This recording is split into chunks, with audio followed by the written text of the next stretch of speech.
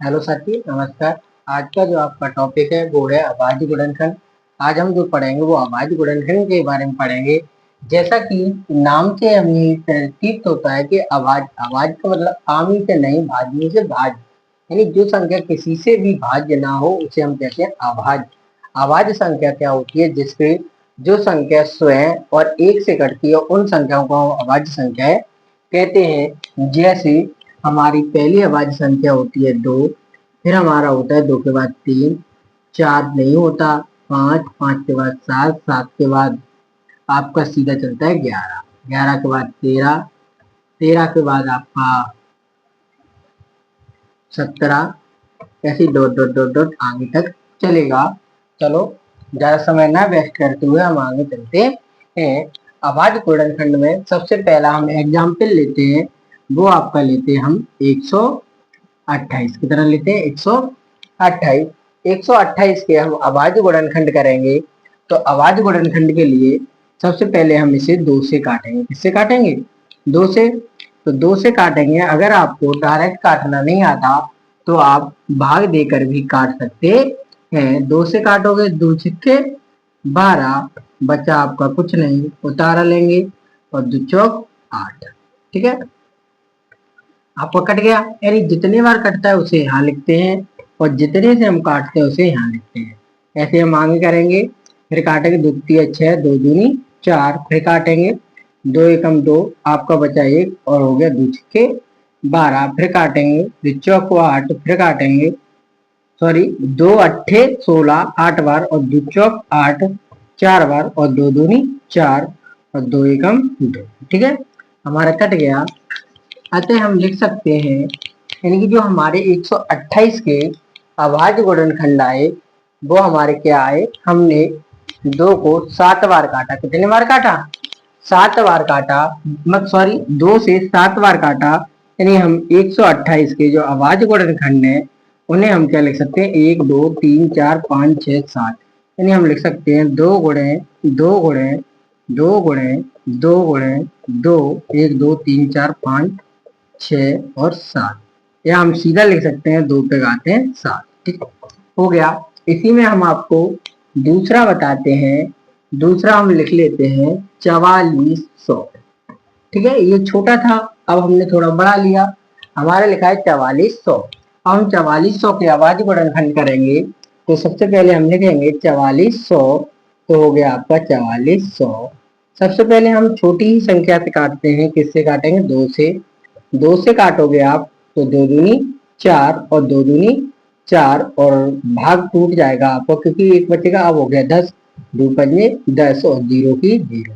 यानी हम संख्या तब तक काटते हैं जब तक हमें 1 प्राप्त ना हो जाए। फिर हम काटेंगे तो आपका हो जाएगा 2 एकम 2, 2 एकम 2, 0 का 0 और 2 दूनी 4, बचा 1, तो 2 पंजे 10। अब इसके पीछे 5 आ गया, यानी कि इसके पीछे सब संख्या नहीं है, तो आपका ये 2 से नहीं कटेगा।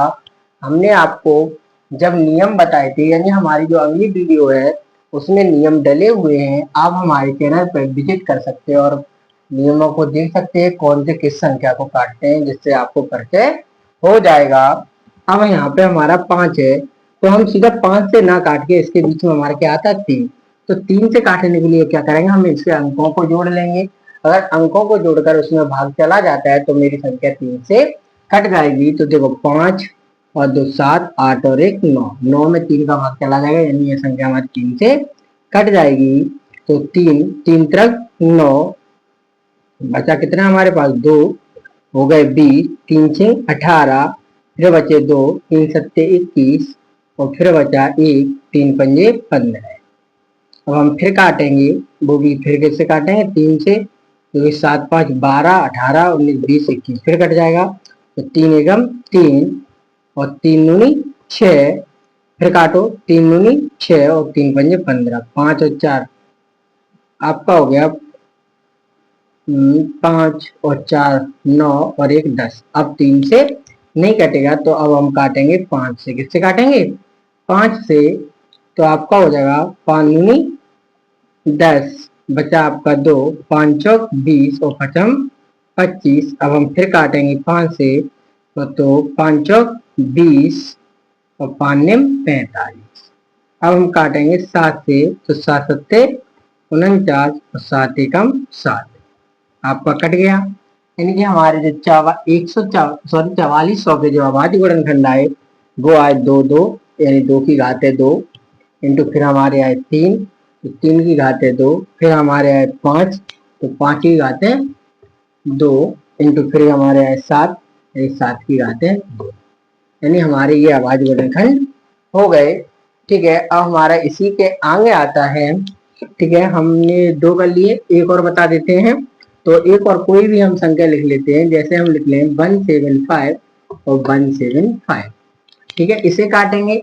तो हमने आपको बताया 2 से वो संख्या कटती है जिनके पीछे हमारा कितना आता है, सम संख्या आती है। इसके पीछे सम नहीं है, तो ये हमारा सीधा किससे कटेगा, 3 से कटेगा। किससे कटेगा, 3 से। तो 3 से कटेगा या नहीं कटेगा वो हम चेक करते हैं।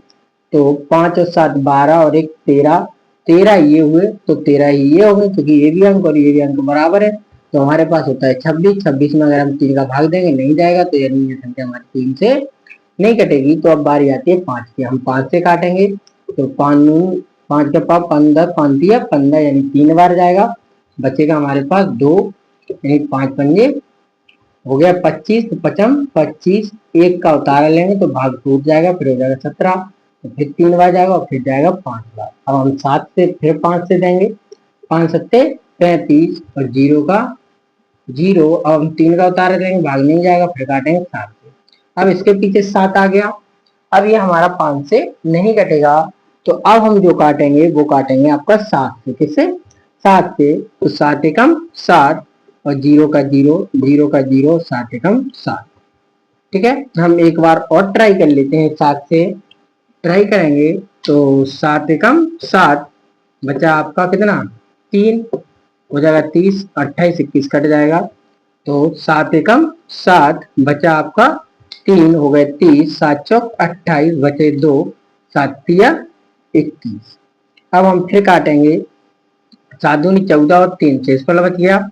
तो 7 के बाद सीधा हमारा जो नंबर आता है वो आता है 11 का। किसका, 11 का। तो हम 11 से ट्राई करते हैं, 11 एकम 11 बचा 3 और 11 तिया 33। 13 से काटेंगे, 13 एकम 13 यानी ये हमारा कट गया।